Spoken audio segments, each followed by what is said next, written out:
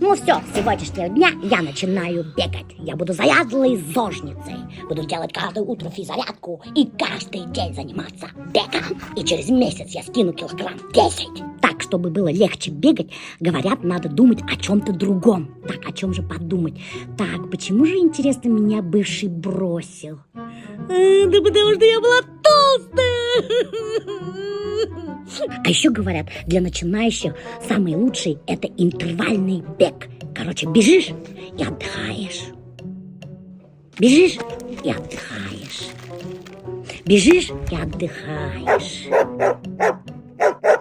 А потом я заблудилась.